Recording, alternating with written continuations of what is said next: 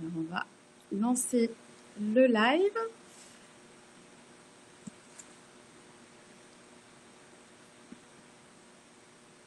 Ça va pas tarder à commencer.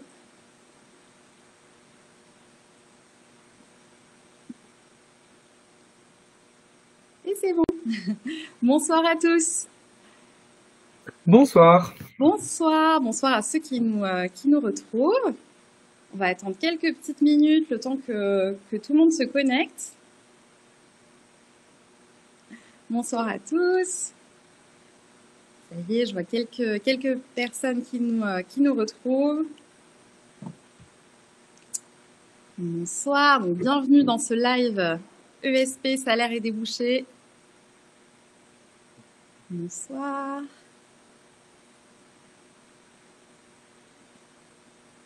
Alors, on va encore attendre quelques petites secondes avant de commencer.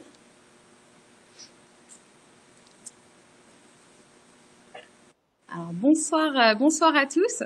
Alors, ce soir, j'ai le plaisir de retrouver deux anciens étudiants donc, de l'ESP qui vont donc pouvoir répondre à toutes vos questions. Donc, ce live s'adresse aux étudiants de l'école, mais aussi voilà, aux étudiants donc, en études supérieures, mais aussi aux lycéens qui s'interrogent un petit peu sur leur orientation et qui veulent en savoir plus donc, sur le secteur de la communication. Donc on va pouvoir répondre à toutes vos questions ce soir. Alors juste un petit rappel, donc pour ceux qui ne connaissent pas l'ESP, donc l'ESP première école de communication en France depuis 1927. Donc l'ESP est une école donc, qui forme au métier de la communication et du marketing. Donc l'école est accessible après le bac et propose donc des formations donc, qui vont jusqu'au bachelor, donc bac plus 3, et au master, donc bac plus 5, et donc dans des domaines très variés, donc à la fois la stratégie de marque, la stratégie de médias, la communication digitale, l'événementiel, l'influence, mais aussi la direction artistique. Et nos formations sont donc accessibles en alternance à partir de la 3e année. Et donc, petite précision, donc nos écoles donc, sont présentes donc, dans 6 villes.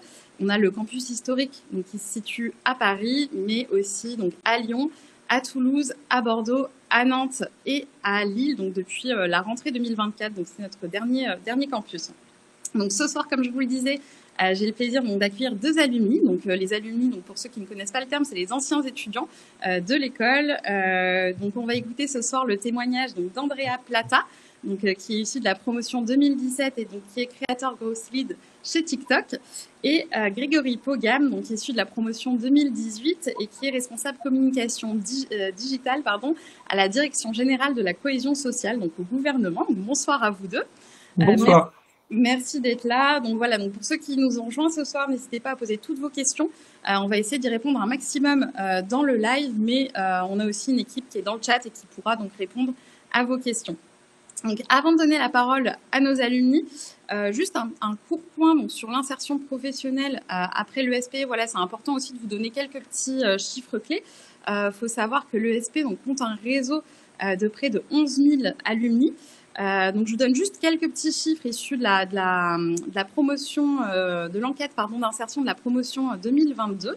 Donc, faut savoir qu'un an après la sortie de l'ESP, on compte donc 90% de diplômés donc en emploi, dont 72% d'entre eux donc qui sont en CDI. On a un tiers des actifs qui occupent donc un poste à dimension managériale donc dès la première année de sortie de l'ESP. Donc on est très fiers de ces chiffres et aussi des chiffres qui sont boostés par l'alternance vraiment qui permet d'augmenter l'employabilité de nos étudiants donc une fois sur le marché du travail. Globalement, nos étudiants vraiment ont des profils qui sont très variés. Donc c'est peut-être l'occasion, notamment pour les lycéens qui nous écoutent ce soir, de vous présenter un petit peu un panorama des acteurs du secteur. Donc ce soir, on va parler d'annonceurs. Donc les annonceurs, donc ce sont les marques, les entreprises, en tout cas l'entité qui a besoin qui a un besoin en communication, donc par exemple Apple, Orange, la SNCF, mais ça peut aussi être des institutions publiques, par exemple le gouvernement. Donc Grégory, tu nous en parleras un petit peu plus tout à l'heure. On retrouve aussi donc dans ce panorama donc les agences de communication. Donc l'agence, c'est vraiment le prestataire qui va accompagner l'annonceur donc dans la mise en place de sa campagne de communication. Donc, par exemple, dans les annonceurs, dans les agences de communication assez connues, vous connaissez peut-être Havas, Publicis, c'est peut-être des noms qui résonnent. On a aussi beaucoup de plus petites agences, donc indépendantes, donc qui appartiennent pas forcément à un réseau. Et on retrouve aussi les médias, les plateformes de contenu, donc ça peut être des chaînes TV, ça peut être des groupes de presse ou des réseaux sociaux. Donc Andrea, on va revenir aussi un petit peu sur TikTok un peu plus tard. Donc ce qu'il faut retenir, c'est vraiment que tous les secteurs donc, sont concernés par la communication. Je vous donne juste quelques exemples de postes occupés par nos alumni. On a par exemple donc, une brand manager chez TF1. On a un responsable de l'influence chez L'Oréal, on a un concepteur rédacteur chez Australie GAD, on a un responsable social media chez Netflix, pardon. On a une responsable donc événementielle à la SNCF Voyageurs. Donc ça vous donne vraiment une idée voilà de la diversité des postes occupés par nos alumni. Et puis évidemment pour en parler un petit peu plus en détail, on va faire un focus donc sur le parcours donc de Grégory et Andrea. Merci encore à vous deux de vous être rendus disponibles ce soir. Alors Andrea, tu fais partie de la promotion donc 2017. Est-ce que tu peux un petit peu nous présenter ton parcours dans les grandes lignes? Bien sûr, avec plaisir. Donc, pour ma part, c'est vrai qu'après le bac, je savais pas vraiment ce que je voulais faire et je me suis orientée vers la communication parce que je trouvais que c'était assez large. J'ai commencé par une licence et je me suis très vite orientée vers une école parce que j'avais besoin de structure. Dans ma licence, on était très nombreux en amphi. J'avais pas vraiment l'espace pour discuter plus en profondeur avec les intervenants et les professeurs. Donc, j'ai trouvé l'ESP parce que j'ai toujours été passionnée de publicité. Je regardais Culture Pub. Je sais pas si certains d'entre vous connaissent cette émission. Et pendant l'ESP, j'ai eu la chance de faire plusieurs stages. Je pense que c'était vraiment la valeur ajoutée de l'école, mais aussi de mon CV ensuite. J'ai testé plein de choses. J'en ai profité vraiment. C'était le moment où voilà, je connaissais pas la direction que je voulais emprunter, mais j'en ai profité et j'ai fait de l'événementiel en agence, j'ai été en association et ensuite en agence de publicité un peu plus globale. Et dans cette agence, j'étais dans le pôle digital où je me suis petit à petit spécialisée dans l'influence. J'ai fait pas mal d'agences. Est-ce que tu peux, je t'interromps juste une petite seconde, est-ce que tu peux peut-être nous donner les noms des agences, des boîtes par lesquelles tu es passée justement quand tu étais en stage? Ouais, alors j'ai été chez Shortcut en agence événementielle, chez Service Plan en agence de publicité. J'ai aussi fait un rapide passage au Figaro dans le service digital. Et puis dans l'influence, j'étais chez Influence for You, École Square. Et ensuite, je me suis orientée vers les plateformes. Donc, j'ai eu la chance de travailler avec des influenceurs et des créateurs de contenu, non pas pour les mettre en relation avec des marques cette fois-ci, mais pour faire le pont entre la plateforme, donc le réseau social, et les créateurs de contenu. Et j'ai travaillé chez Pinterest et chez TikTok. Ok, un parcours vraiment très très chouette. Vraiment, on est content de t'avoir avec nous ce soir. Et alors Grégory, toi tu as été diplômé donc en 2018. Est-ce que tu peux un petit peu nous parler voilà des étapes clés de ton parcours? Oui, bonsoir à tous. Merci pour l'invitation. On va dire que moi, je voulais pas faire forcément de très longues études, donc je me voyais pas arriver jusqu'en master à l'ESP. J'ai commencé par un bac pro commerce. Je voulais travailler vraiment dans le marketing et la publicité. C'est ce qui m'intéressait quand j'étais plus jeune. Donc j'ai fait vraiment un bac pro. Ensuite j'ai fait un BTS et c'est au fur et à mesure en faisant des stages et donc en étant sur le terrain, en voyant des clients, etc., que je me suis intéressé à la publicité. Et donc j'ai décidé de reprendre un autre BTS et de faire de la communication. Donc j'ai fait un BTS en communication, puis un bachelor, et j'ai rejoint l'ESP, le tout en alternance, pour le plus grand plaisir de pouvoir découvrir l'entreprise et le monde de l'entreprise. Et c'est ça aussi qui m'a permis, au fur et à mesure, en fait, en arrivant en BTS, de me dire, en fait, j'ai envie de continuer encore une autre année. Et après la troisième année, de me dire, en fait, je pense que je peux aller au master parce que j'adore l'alternance, ça se passe très bien dans l'entreprise et en même temps, j'adore apprendre. Donc voilà, donc ce qui m'a permis d'arriver à l'ESP en master. Et pendant mon alternance, j'ai pu travailler à peu près partout. Je travaillais à la fois entre stage et alternance à la communication au sein d'offices de tourisme. J'ai travaillé en agence de communication vraiment très locale. Je travaillais aussi au sein d'un cabinet de conseil en entreprise. J'ai passé pas mal de temps aussi chez Engie, qui est un grand groupe énergétique. Je suis arrivé pile pendant la COP 21, donc l'accord de Paris, etc., de super enjeux à gérer. Et ensuite, je me suis tourné vers le public et j'ai travaillé dans le 93, donc pour la Seine-Saint-Denis, pour une collectivité territoriale qui accompagnait notamment pas mal de projets pour les JO avec le village olympique, donc de passionnantes choses à valoriser. Et enfin, depuis 2 ans, je travaille pour les ministères sociaux. Donc pour valoriser en fait toutes les grandes réformes et les avancées sociales qui arrivent, qui sont en France et qui se passent en France. Et c'est un truc, enfin, on le voit notamment avec Mayotte, avec plein d'autres choses, mais c'est assez passionnant. C'est un super parcours aussi. On se rend un petit peu mieux compte, voilà, de vos parcours. Est-ce que peut-être, Grégory, tu peux un petit peu rentrer plus en détail, vraiment dans ta mission aujourd'hui, peut-être nous présenter aussi un petit peu plus précisément ce qu'est la DGCS. Est-ce que tu peux nous en parler un petit peu plus en détail? Ouais, je vais essayer de pas trop de pas être trop technique, parce que parfois quand on parle d'État et de ministère, voilà, tout le monde n'a pas la même culture, on va dire, politique, donc ça passionne pas tout le monde. Mais ce qui est intéressant, c'est de voir à quel point les métiers de communicants amènent un peu partout. Et en fait, il y a des communicants au sein de l'État. Il y a pas mal de communicants parce qu'il y a pas mal de choses à faire. Et donc moi, je travaille pour les ministères sociaux au sein d'une direction d'administration centrale. Globalement, c'est là où sont réalisées et où évoluent les lois et la vie de la société, et comment on fait fonctionner l'État, comment on accompagne les gens au quotidien, que ce soit des particuliers, des personnes qui sont malades, des personnes qui sont vieillissantes, des personnes qui ont besoin de créer leur entreprise, des familles, des enfants. Et en fait, le travail de communicant, il est simple, il est de pouvoir accompagner toutes ces réformes. Donc, par exemple, c'est de pouvoir, dès qu'il y a un nouveau droit qui est ouvert pour, par exemple, une personne en situation de handicap, c'est de mettre en place toute une stratégie pour aller communiquer auprès de ces personnes qui sont des personnes en situation de handicap, qu'ils ont un nouveau droit, leur expliquer comment ça se passe, comment ça évolue, et en quoi ça change pour eux. Ça, c'est une première chose, mais c'est aussi, par exemple, mettre en place des campagnes de valorisation pour valoriser tout type de choses. Ça peut être, par exemple, valoriser les métiers de la santé. On l'a vu là pendant le Covid, il y a eu pas mal de choses qui ont été faites autour de ça pour valoriser ces formations. Donc ça, par exemple, c'est les ministères en charge de la santé notamment qui lancent ce genre d'initiative en lien bien sûr avec d'autres choses, des fédérations, etc., et d'autres acteurs de terrain. Ça peut être, par exemple, lancer des campagnes de communication pour sensibiliser sur les violences faites aux enfants, sensibiliser sur l'égalité femmes-hommes.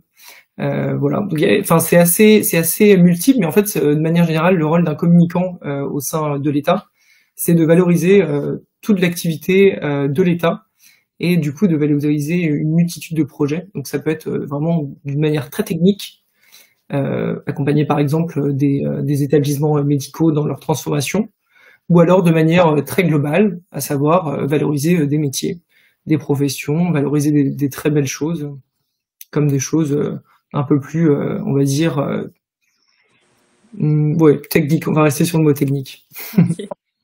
Ça marche, merci beaucoup. Et alors toi, Andrea, est-ce que tu peux nous en dire un petit peu plus sur ton rôle chez TikTok? Bien sûr, alors mon rôle chez TikTok, c'est le même que ce que je faisais chez Pinterest, donc je vais un petit peu englober les deux, parce que c'est vrai que c'est un métier que je connaissais pas du tout. Selon les entreprises, on peut appeler ça créateur manager, influencer manager ou strategic partnership manager, ça a plusieurs noms. Mais ça consiste globalement à être en charge du contenu qui arrive sur la plateforme. Comment on fait ça? Via les créateurs de contenu, qu'on peut aussi appeler influenceurs. Et les relations qu'on va développer avec ces influenceurs, elles sont multiples.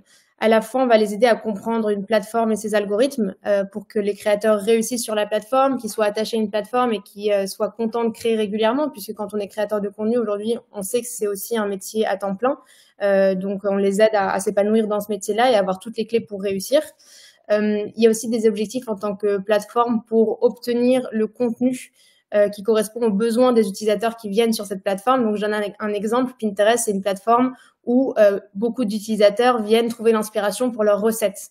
Donc, dans ce cas-là, notre objectif était de trouver les meilleurs créateurs capables de produire des recettes. Et on allait faire en sorte que les recettes qui soient produites soient aussi adaptées aux nouvelles tendances et à ce que recherchent nos utilisateurs. Donc, je dis n'importe quoi. Si on sent qu'il y a une tendance autour je vais reprendre un exemple connu, la recette de feta tomate qu'on a vu passer sur tous les réseaux. Il fallait qu'on s'assure qu'on ait ce contenu-là sur notre plateforme pour que les personnes qui avaient ce besoin d'inspiration le retrouvent également. Donc ça, c'est la deuxième chose. Et puis la troisième chose qu'on peut être amené à faire avec eux, c'est via les influenceurs et créateurs de contenu, partager les messages d'une plateforme, c'est-à-dire si on lance un nouveau format, une nouvelle fonctionnalité. Vous l'avez vu avec Instagram qui est passé de la photo à la vidéo avec les Reels, puis qui a lancé Threads, qui était le concurrent de X/Twitter. On s'aide aussi des influenceurs et des créateurs de contenu comme relais d'opinion, c'est-à-dire qu'ils vont partager les nouveautés d'une plateforme ou les actualités. Voilà, donc c'est un rôle qui est très humain parce que je suis en contact quotidien avec des influenceurs, des créateurs de contenu et on gère au final des communautés de personnes passionnées par des sujets divers. Hyper intéressant. Est-ce que tu peux peut-être nous donner un petit peu une journée type, comment ça se passe? Alors c'est vrai que dans mon métier, il n'y a pas de journée type et c'est ce que j'aime. J'ai l'impression que c'est un secteur qui est tellement en train de se renouveler. On parle de contenu, c'est-à-dire que si vous êtes ici, c'est que vous consommez des plateformes. Donc là, on est sur Instagram, vous devez scroller au quotidien. Vous consommez pas le même contenu aujourd'hui que vous le consommerez dans 3 mois. Donc c'est à nous d'être hyper au courant de ce qui se passe sur les plateformes et d'évoluer en même temps que les plateformes. Donc ça change beaucoup. Mais pour donner un exemple de ce que je peux faire, ça peut être gérer des partenariats. Par exemple, dans le passé, j'ai pu gérer des partenariats avec des festivals comme le Lollapalooza pour inviter nos créateurs, s'assurer qu'ils créent du contenu autour de Stanford en été qui est la saison des festivals.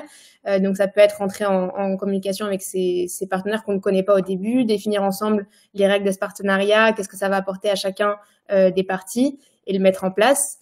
Au quotidien, je suis tout le temps en contact avec des créateurs de contenu que je gère via ça dépend des entreprises dans lesquelles j'ai travaillé, mais ça peut être soit un groupe WhatsApp avec des créateurs, soit un groupe Telegram, soit un groupe Discord. Donc, je suis en contact avec eux. Je leur donne des nouvelles, ils m'en donnent, ils me partagent des soucis. Si souvent, ça peut arriver qu'il y a un bug sur la plateforme. C'est très souvent les créateurs qui nous le remontent en premier. On est capable de partager cette information aux personnes qui se chargent de l'application et des petits soucis techniques. Et puis, il y a tout un tas de tâches un peu plus stratégiques, c'est-à-dire regarder la data, les chiffres. Donc, me rendre compte que certains créateurs peut-être peinent sur un sujet en particulier, n'arrivent pas à se développer sur un sujet et voir qu'ils sont une centaine dans ce cas-là. Donc, je vais réussir peut-être à créer un webinaire sur ce sujet pour les éduquer, les informer. Mais bon, voilà, dans les grandes lignes, il y a de la data, des chiffres, il y a de la relation humaine et il y a des choses un peu plus exceptionnelles comme l'événementiel, les partenariats. Ok, t'es vraiment une insider auprès des influenceurs. C'est ça. Ok, alors je te retourne aussi la question, Grégory. Est-ce que toi, tu peux nous parler un petit peu d'une journée type? Quelles sont voilà, vraiment tes missions concrètes? Peut-être les outils même avec lesquels tu travailles?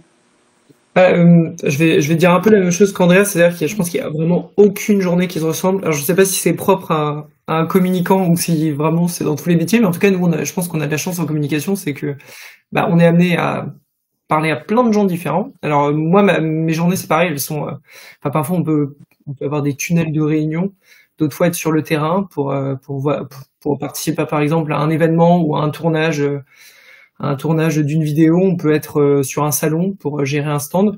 En fait, en communication, et notamment, c'est le cas là où je travaille et où j'ai travaillé un peu avant, c'est qu'on peut à la fois faire du digital via des réseaux sociaux, mais on peut faire aussi des relations presse, donc être en lien avec des journalistes. Sur les réseaux sociaux, on est en lien avec pas mal voilà, des créateurs de contenu, mais aussi du coup en interne, si besoin, des graphistes, des experts métiers qui sont capables de nous donner de la structure et de quoi faire nos posts pour les réseaux sociaux. On peut faire de l'événementiel. Et le fond, et moi c'est ce qui me passionne aussi pas mal et ce qui structure pas mal les journées, c'est d'échanger avec les experts, parce que du coup, en tout cas quand on est chez l'annonceur, ce qui est très intéressant, c'est qu'on est là pour valoriser quelque chose.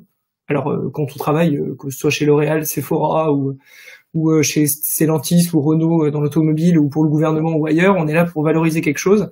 Et pour valoriser quelque chose, on est obligé de savoir ce qu'on valorise. Donc on est en lien constant avec des experts, que ce soit des ingénieurs, que ce soit des commerciaux, ça peut être vraiment toute typologie de gens. Et ça, ce qui est super intéressant, c'est que du coup, on a beaucoup d'échanges avec eux et on est amené à comprendre ce qu'ils font pour pouvoir leur expliquer et mieux le valoriser. Donc on passe aussi pas mal de temps à essayer de s'acculturer sur des sujets pour voir un petit peu comment on peut les valoriser au mieux. Donc j'ai pas tellement de journées type, mais c'est pas mal d'échanges. On est quand même rarement seul, ou alors quand on est seul, c'est par exemple pour devoir rédiger des choses, parce que c'est là qu'on a besoin de se concentrer. Donc, ça peut être par exemple rédiger des articles pour un site internet, ça peut être faire des dossiers de presse, etc. Relire. Donc non, c'est assez varié. Ouais, t'as un poste qui est hyper complet, en tout cas. Oui, on s'ennuie vraiment pas. Ouais, j'imagine. Et alors, est-ce que vous pouvez me dire un petit peu quelles sont les compétences, les qualités pour exercer vos métiers, peut-être pour un peu aider les étudiants à s'orienter? Est-ce qu'il y a un peu des profils types qui mènent à vos métiers? Tu veux commencer, Alors, Andrea, vas-y, peut-être Grégory, je te laisse continuer, et ensuite je passerai la parole à Andrea. du coup, pour finir avec ce que j'allais dire, parce que du coup, c'est un petit peu dans le fil de ce que je disais précédemment. Je pense selon moi, c'est soit on peut avoir une appétence pour un sujet, par exemple, un secteur en particulier. Donc là, faut foncer, parce que du coup, on peut se spécialiser sur ce sujet. Mais sinon, faut être curieux, faut être assez ouvert. Un communicant, il a une chance, c'est qu'il est partout, en fait. Il est dans le public, dans le privé, dans des petites entreprises, dans des grandes entreprises. Il est vraiment partout. Donc, il a dans des assos. Donc, il a un moyen de pouvoir être. Enfin, si on est curieux et qu'on a envie d'aller tâter pas mal de secteurs, etc. Faut foncer. Et du coup, pour ça, faut être assez ouvert et assez curieux pour pouvoir apprendre des choses. Faut pouvoir être aussi assez. C'est un peu bateau comme qualité, mais faut faire, en tout cas, j'allais dire, il faut être assez sociable, mais du coup, c'est très bateau comme qualité. En tout cas, faut faire preuve, à mon avis, d'intelligence relationnelle. Quand on est communicant, on est amené à travailler avec des journalistes. On peut être amené à travailler avec des très grands dirigeants, mais on peut être aussi amené à travailler avec monsieur ou madame tout le monde. On peut être amené à travailler avec des gens qui sont très techniques. Donc vraiment, il faut avoir une capacité d'adaptation. Après, on manage, donc on peut être amené à avoir des alternants, des stagiaires, mais aussi travailler avec des gens qui sont beaucoup plus âgés que nous et qu'on manage. Donc, je pense qu'il faut être assez adaptable et avoir une petite intelligence relationnelle. Ouais. Andrea, toi, tu es en lien aussi avec les influenceurs, donc j'imagine que l'intelligence relationnelle est aussi extrêmement importante dans ton métier. Est-ce qu'il y a d'autres qualités, d'autres compétences que toi, qui sont importantes? Bien sûr, tu parlais de relationnel et d'humain. Moi, je trouve que quelque chose qui est particulier dans mon métier, c'est que contrairement au monde des agences, quand j'étais en agence, je travaille avec des clients, c'est assez structuré. Chaque personne a son rôle. Moi, mon rôle, au final, quand je travaille avec un créateur, il est le créatif de son agence, il est le directeur de son agence, c'est lui qui gère les finances. Donc, je gère un humain. C'est très différent de parler à un professionnel qui est tout à fait structuré.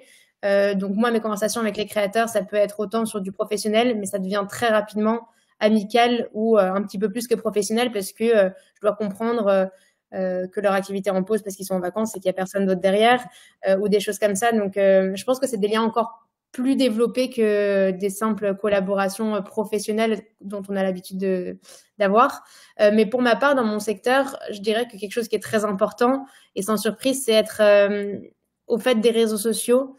Moi, je sais que quelque chose qui a fait vraiment ma différence sur ce secteur-là, c'est que je suis une ultra curieuse des réseaux sociaux. Ça ne veut pas dire que je passe des heures à scroller sans cesse, ça veut dire simplement que s'il y a un créateur dont on parle, je vais directement aller me renseigner sur son contenu, m'informer sur ce qu'il fait, même si c'est pas mon appétence personnelle. Moi, j'ai un type de contenu que j'aime bien regarder, mais c'est pas pour autant qu'il faut que je me limite à ça. Il faut que je sois curieuse, que je m'informe s'il y a une nouvelle plateforme, que je la teste, parce que c'est un benchmark continu. Il y a tout le temps des nouveaux acteurs et c'est ça qui fait notre force. Plus on connaît les créateurs et les plateformes, plus on est pertinent sur ce milieu qui ne fait qu'évoluer. Et aussi, il faut être assez créatif et innovant. C'est-à-dire que les plateformes, en tout cas moi dans mon secteur, on voit Meta, Facebook, vous voyez un peu les leaders qui incarnent ces plateformes-là, ils n'ont pas de limites. Et ils ont les moyens parfois de développer des choses qui sont extraordinaires et même de créer des nouvelles plateformes qui seront les plateformes qu'on utilisera tous les jours à l'avenir. Donc, faut, en tant qu'employé de ces entreprises, être capable à son échelle, parce que moi, si j'ai une idée demain, ça va pas révolutionner la plateforme pour laquelle je travaille, mais à mon niveau, je peux et je dois être ultra innovante et créative. Et puis, je pense qu'il y a une partie qui est un peu moins fun, mais ça peut parler à certains, c'est qu'il faut être assez stratégique, et notamment aujourd'hui dans la tech, on a accès à beaucoup de chiffres. On peut mesurer beaucoup de choses avec les données qu'on a sur nos utilisateurs, sur nos créateurs. Donc, il faut être aussi un petit peu curieux, être capable de gérer des tableaux Excel, de gérer des outils qui permettent de contrôler le niveau d'activité d'un créateur, savoir qu'est-ce qu'on peut améliorer. Voilà, faut réussir à mettre ses mains aussi un petit peu dans le cambouis et faire parler les chiffres. Yes. Bon, en tout cas, tu as un petit peu répondu à la question que je voulais te poser, mais je voulais te demander, toi, ce qui t'animait aujourd'hui dans ton métier, ce que tu aimais, mais bon, j'imagine que c'est aussi, tu l'as un peu dit, c'est peut-être aussi la curiosité de voir toutes les évolutions du secteur. Est-ce qu'il y a peut-être d'autres choses Moi, je pense qu'aujourd'hui, j'ai trouvé vraiment le secteur dans lequel je veux rester. Ça se Parce voit. que la tech, c'est un secteur qui à la fois est ultra passionnant et innovant. On a l'impression qu'il n'y a pas de limite. Je ne sais pas ce que sera mon métier demain. Ça se trouve, aujourd'hui, je travaille pour TikTok, mais ça se trouve, dans 2 ans, TikTok ne ressemblera plus du tout à ce que c'est aujourd'hui et mon métier aura complètement changé. Donc, c'est ça qui est hyper stimulant. Mais un sujet dont on parle peu et auquel moi, je me suis pas intéressée quand je faisais mes études, c'est aussi à quel point c'est des métiers qui nous permettent d'avoir un style de vie sain. Et je trouve que quand on travaille dans la tech, c'est à la fois des missions qui sont hyper stimulantes, mais qui nous permettent d'avoir une bonne balance entre vie personnelle et vie professionnelle. Et je sais que c'est des entreprises, parce que beaucoup sont américaines, et j'ai l'impression que c'est un peu la philosophie américaine, mais c'est des entreprises qui font vraiment attention au bien-être des salariés. Et donc moi, je trouve qu'aujourd'hui, j'ai trouvé le bon équilibre entre un milieu hyper passionnant, mais aussi qui me permet d'avoir voilà, une vie saine à côté. Ok. Et toi, Grégory, qu'est-ce qui te plaît aujourd'hui dans ton job? Euh, je vais pas utiliser le mot sain, mais moi ça commence pareil, mais c'est le mot sens. J'avoue que sans vouloir être faire de la langue de bois, bon, on parle beaucoup de sens depuis notamment le Covid, où tout le monde s'est posé la question s'il n'avait pas changé de métier pour avoir un métier qui lui plaît, et je trouve ça fou de voir des gens comme Andrea qui sont extrêmement heureux dans leur job, parce que c'est en fait c'est assez rare. Enfin c'est pas, en tout cas non, c'est pas assez rare, j'abuse, mais voilà, moi autour de moi en tout cas j'ai pas mal de gens qui se posent des questions, et en tout cas c'est super plaisant. Et moi j'avoue que le sens c'était quelque chose de très important. On était souvent vus les communicants il y a longtemps, mais c'est encore le cas à mon avis dans pas mal d'organisations, comme des gens qui organisaient des goûters. Voilà, c'était un peu notre ouais bah oui, bah, c'est la communication, il passe son temps à organiser des goûters. Et en fait moi ça me saoulait pas mal, et je voulais vraiment montrer qu'en fait on pouvait être communicant et du coup être utile. Et c'est aussi pour ça que je me suis orienté vers des sujets qui me passionnaient. Alors à savoir la transition énergétique, et aujourd'hui de manière un peu plus générale l'action publique.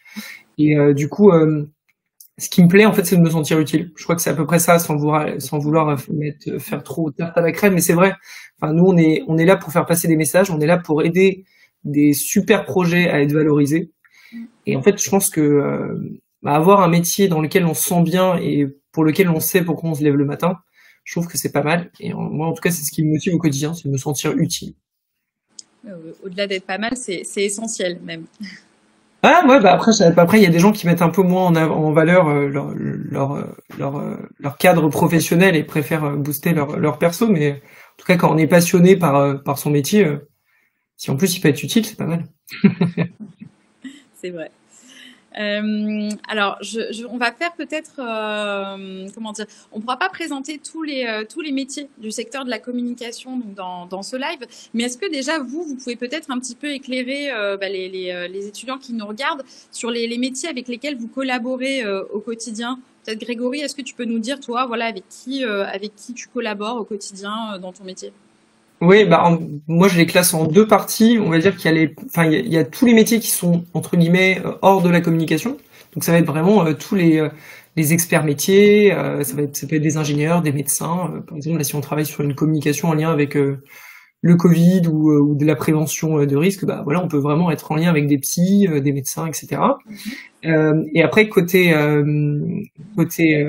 communication, c'est assez varié. On peut être en lien avec toutes les personnes qui vont être en charge de l'événementiel. Donc ça peut être par exemple des enfin voilà, des gens qui sont en charge de ce qu'on appelle le catering, donc c'est-à-dire pouvoir amener de la nourriture sur un lieu donné pour un certain nombre de personnes. On est en charge de gens qui sont ouais, exactement, des traiteurs. On est en charge on est en lien avec des gens entre guillemets qui font de la mise en scène, qui sont capables d'apporter de l'éclairage, de mettre en live des événements, d'apporter du son, d'apporter de la musique. On est en lien avec des journalistes. On est en lien, mais ça je laisserai Andrea plutôt en parler plus pour tous les gens qui bossent autour du digital. Mais par exemple, on est en lien avec des graphistes. On est en lien avec des gens qui rédigent toute la journée, qui bossent sur des stratégies de référencement. On est en lien avec des gens qui bossent sur du web.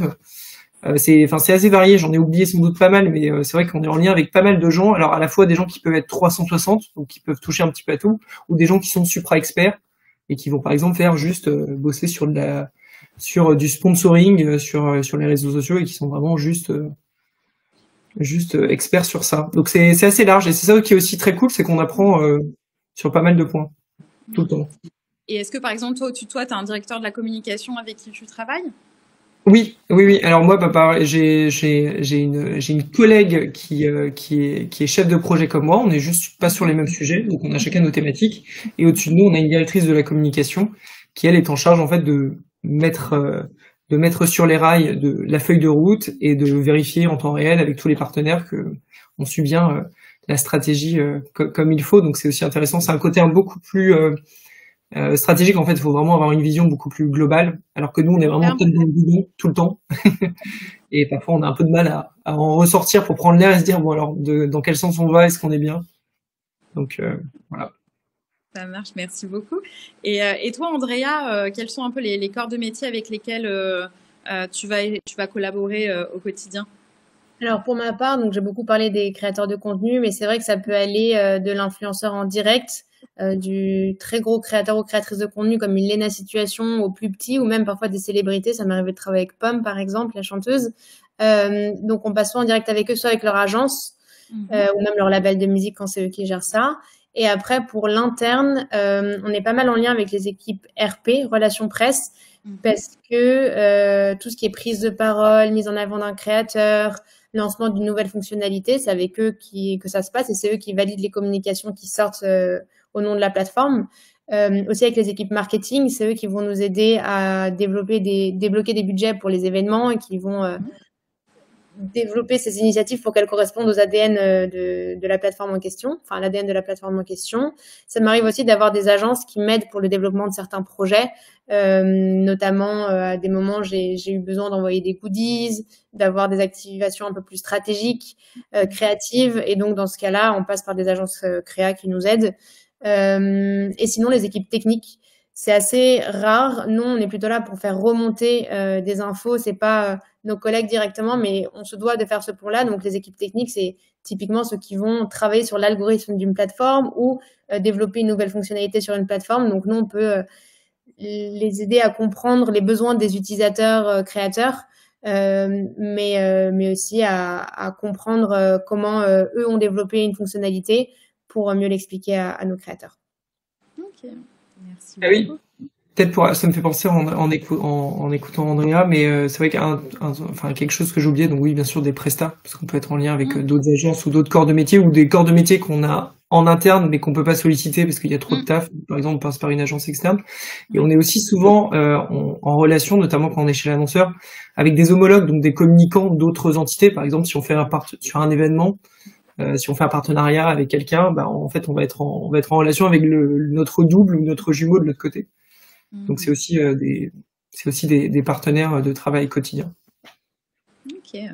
Et alors, est-ce que vous pouvez un petit peu éclairer les étudiants sur les salaires auxquels ils peuvent prétendre donc dans vos filières, peut-être donner quelques tranches quand on est junior, quand on est un peu plus confirmé? Alors peut-être, je sais pas si Grégory, tu veux commencer. Ouais, il y a souvent un chiffre qu'on cite, mais qui est pas si mauvais que ça, qui est le 32K entre guillemets. En fait, moi, j'ai un peu de mal à répondre à cette question. Pourquoi? Parce que plus j'ai évolué et plus déjà j'ai vu qu'il y avait des différences entre les secteurs, les métiers, qu'on se le dise, et je pense que Andrea suivra à peu près. Mais dans tous les cas, plus on est spécialisé, plus on a de chances d'avoir un salaire un peu plus valorisé. Je m'explique. Par exemple, si on est un chef de projet communication 360, oui, c'est bien, mais il y en a pas mal sur le marché. Mais si on est par exemple un expert des relations presse ou un expert de l'événementiel ou un expert du digital ou un expert d'un réseau social par exemple en particulier, on aura sans doute plus de chances de se vendre. Donc quand on fait de l'alternance et quand on arrive au sein de certaines entreprises, je pense qu'on peut largement on peut largement prétendre à avoir au moins 32K pour commencer. Enfin, la barre du 2000 €. C'est souvent quelque chose qui est évoqué. Après, ça dépend vraiment de pas mal de choses. Et c'est ce que je te disais, Valérie, en préparation de ce point. Mais le salaire, c'est important. Mais il y a d'autres choses, et vous le verrez. Et Andrea parlait tout à l'heure du contexte vie pro, vie perso. Mais en fait, il n'y a pas que le salaire dans le mix. Il peut y avoir aussi des congés. Dans certaines entreprises, on a plus de congés que dans d'autres.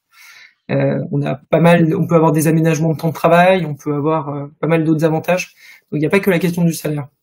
Mais après, ça, ils ont une limite, hein, donc je pense que ça dépend vraiment des sociétés. Je pourrais pas vraiment donner plus de fourchettes que ça. Oui, je précise donc par rapport à ce que tu disais, voilà, on peut avoir un salaire de base, mais derrière, soit peut-être avoir des primes, soit avoir aussi des avantages comme plus de congés ou un appartement de fonction, une voiture de fonction. Enfin voilà, c'est des choses aussi à prendre en compte dans la négociation. Ouais, tout à fait. Et alors, Andrea, de ton côté, voilà, quand on travaille pour une plateforme ou en tout cas quand on est dans un média, est-ce que tu peux nous donner quelques fourchettes? Yes, alors moi je peux aussi vous donner une comparaison parce que j'ai commencé dans le monde des agences, startups, puis je suis passée côté plateforme et c'est deux mondes qui sont très différents. Tout ce qui est agence et startup, c'est un peu moins structuré. Moi, ce qui m'a surpris quand je suis rentrée côté plateforme, c'est que souvent on a une grille de salaire selon notre niveau qui est accessible à tous. Donc ça nous permet aussi un peu de se situer par rapport à cette question de salaire qui parfois est un peu tabou, surtout en France, on n'en parle pas trop. Mais voilà. En agence, moi, j'avais commencé autour de 30K, quelque chose comme ça. Je suis montée autour de entre 40 et 50. Et c'est un petit peu les salaires que j'ai connus de mon entourage qui était dans ce secteur-là. Ensuite, côté plateforme, de mon expérience hein, et des quelques amis que j'ai dans ce secteur-là, c'est vrai que ça peut commencer pour un salaire junior autour de 50K. Et c'est vrai que ça peut monter assez haut. Moi, je me rappelle dans les grilles de salaire que j'ai pu voir dans les entreprises que j'ai côtoyées, ça peut aller jusqu'à 200K, quelque chose comme ça par an. Alors, je suis pas du tout à ce salaire-là, je tiens à préciser. C'est vraiment des postes de directeur. Des postes de direction, ouais, voilà. ouais. Mais voilà, ça peut aller. Enfin, moi, j'étais assez surprise quand je suis rentrée dans la tech d'avoir un rôle assez junior et d'être quand même assez bien payée. C'est un petit peu, je trouve, dans la tech, le salaire junior correspond au salaire senior de la pub. Voilà. Ok, c'est une bonne comparaison, ouais. Ouais, et puis après, je pense que parce qu'on peut, parce qu'il y a enfin, en fait, les gaps, ils se font aussi en fonction du parcours. Et en fait, je pense qu'on peut monter très très vite. Enfin, ça dépend, mais par exemple, mais c'est pour ça que l'alternance d'ailleurs est un super truc. C'est que en fait, enfin, dans tous les cas, pour gaper, soit il y a une super évolution au sein de sa boîte, ce qui est pas rare, mais qui est quand même un peu plus rare qu'ailleurs. Soit en fait vous partez pour aller ailleurs, et c'est souvent quand vous partez pour aller sur un nouveau job que vous avez moyen aussi de négocier un gap. Et là, c'est des gaps qui peuvent être voilà de 10K, 15K. 20K, enfin ça dépend du profil. Puis en fait ça dépend de plein de facteurs. Ça dépend aussi des responsabilités parce que souvent on a quand même un peu de mal à gaper sans avoir plus de responsabilités qu'avant. Ou alors il faut vraiment passer d'un secteur qui est très mal payé à un secteur qui est très bien payé, ce qui peut arriver. Mais quelque chose que j'ai oublié de mentionner, c'est dans la tech, souvent les packages, donc le salaire, est accompagné d'actions. C'est vrai que c'est quelque chose que je connaissais pas du tout. Moi, ça m'a un peu tombé dessus quand on m'a parlé. Je savais pas que c'était quelque chose même qu'on pouvait négocier, donc j'aurais aimé avoir cette info-là. Mais c'est vrai que souvent... C'est une bonne surprise quand même. Ouais, bien sûr. Mais la tech aux États-Unis se porte bien. Souvent, les entreprises qui sont cotées en bourse proposent à leurs employés d'avoir aussi une partie de leurs bénéfices en action parce que ça les engage davantage dans l'entreprise et ça les aide à se projeter et à s'investir. Ouais, je vous rejoins, quand je travaillais chez Engie, on avait le même principe et c'est à la fois super bien parce que du coup on reçoit des actions, mais souvent il y a le cas où il faut attendre un petit peu de temps avant de pouvoir les débloquer. Et puis en fait, oui, comme on est en direct et qu'on voit les résultats de l'entreprise et l'impact des résultats de l'entreprise, on a encore plus envie de se donner. Donc c'est pas mal. Et puis après il y a les primes d'intéressement. Enfin, ça dépend vraiment des entreprises. Et puis il y a le CE. Enfin, il y a des entreprises où les salaires sont assez bas, mais enfin il y a un super CE. Alors le CE, c'est donc le comité d'entreprise qui permet d'avoir des avantages. Des places de cinéma, des réductions sur des vacances. Ouais, c'est assez varié, mais je pense que, et c'est ce que tu disais Andrea tout à l'heure, et je trouve ça complètement vrai, mais le choix d'une entreprise, le choix d'un poste, le salaire, il est très important, mais l'équilibre vie pro vie perso, et on va dire, enfin il y a d'autres avantages un peu moins auxquels on pense un peu moins au début, et en fait on se rend compte que c'est ça qui peut faire vraiment la différence entre deux jobs. Donc faut aussi penser. C'est vrai. Alors je fais une petite parenthèse parce qu'on a une question d'Agathe qui demande à Andrea, donc quel était ton poste en agence? En agence, j'ai commencé social media manager, quelque chose comme ça. Donc, je gérais les campagnes social media pour les clients avec qui on travaillait. Donc, on faisait beaucoup de community management ou des stratégies créatives. Puis, j'ai l'impression d'être un dinosaure quand je dis ça, mais j'ai travaillé avec des blogueurs parce que les blogueurs nous permettaient de créer du contenu aussi sur Facebook à l'époque. Quelle époque! Et petit à petit, en fait, ça s'est développé très rapidement, les influenceurs. Et donc, je suis devenue responsable de l'influence en agence. Et en agence d'influence, j'ai été country manager pour le marché espagnol parce que je parle espagnol couramment. Et ensuite, responsable de l'international. Voilà. Ok, merci beaucoup. Alors, on va faire un petit retour en arrière sur vos années à l'ESP. Est-ce que peut-être vous pouvez un petit peu me dire, vous, qu'est-ce qui vous a marqué? Quels sont les enseignements aussi qui vous ont, qui vous servent encore aujourd'hui? Peut-être Andrea, est-ce que tu pourrais me dire, est-ce que tu pourrais m'en parler? Oui, bien sûr. Alors moi, ce qui me plaisait de l'ESP, c'était l'équilibre entre enseignement et mise en pratique de ces enseignements, notamment l'alternance. Mais c'est quelque chose que j'ai aussi retrouvé dans les cours qu'on avait. Donc à l'époque, il y avait le projet professionnel ou le pack marketing. Je trouve qu'on était facilement invités à mettre les mains dans le cambouis et au-delà de la théorie, mettre en pratique. Et c'est quelque chose qui m'a beaucoup aidé parce que notamment le pack marketing ou les projets professionnels, une fois que j'ai eu des missions un petit peu similaires dans les expériences professionnelles que j'ai eues, je sais que c'est des choses que j'avais déjà faites de mon côté grâce à ces projets-là. Donc moi, c'est vraiment le côté concret.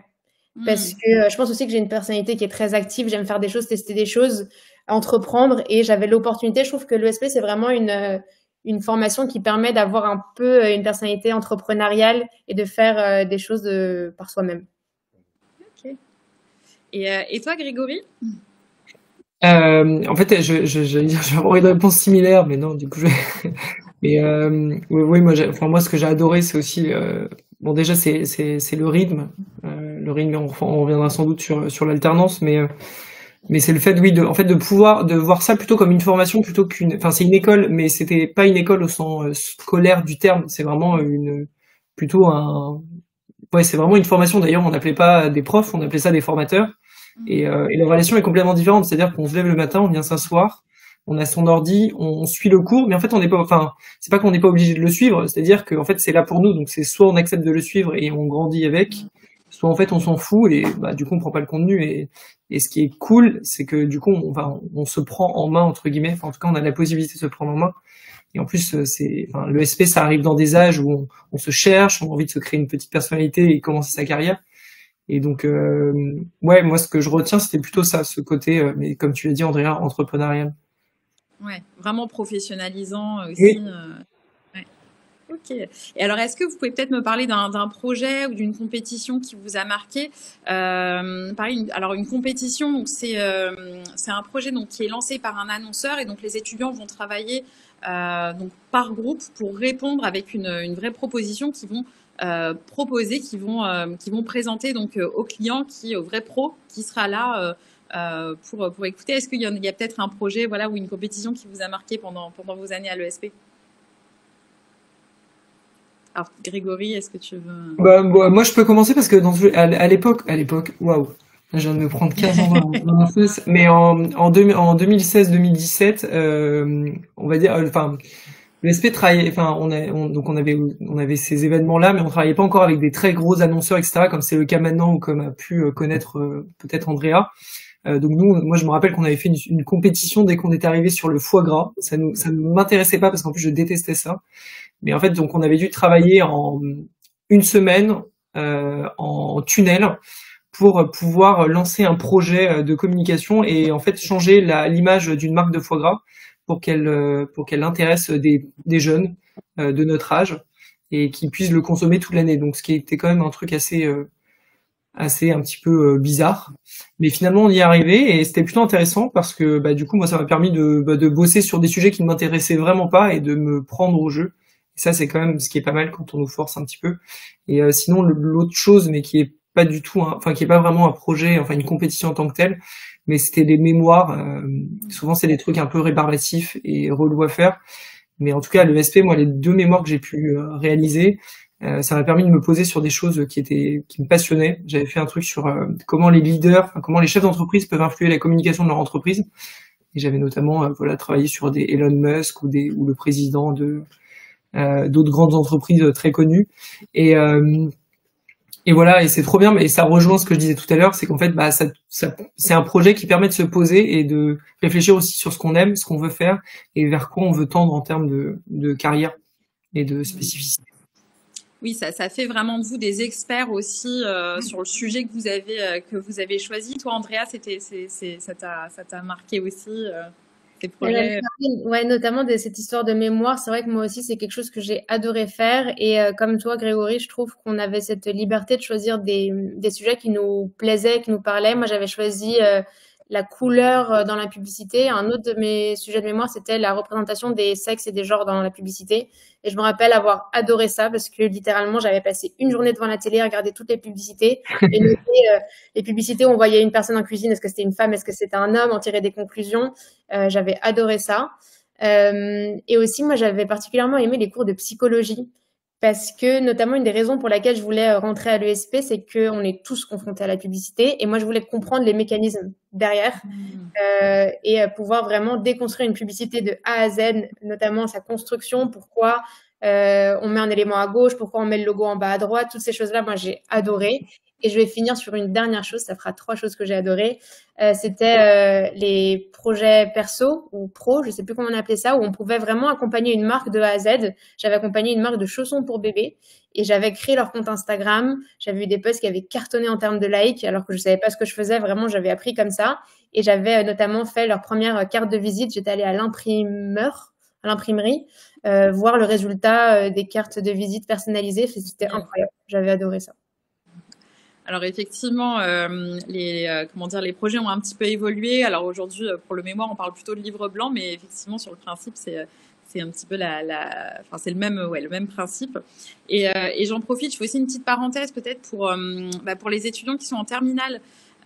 Faut savoir qu'en fait, pendant les vacances scolaires, l'ESP propose des stages d'orientation. Donc c'est vraiment, donc ça dure 3-4 jours selon les campus.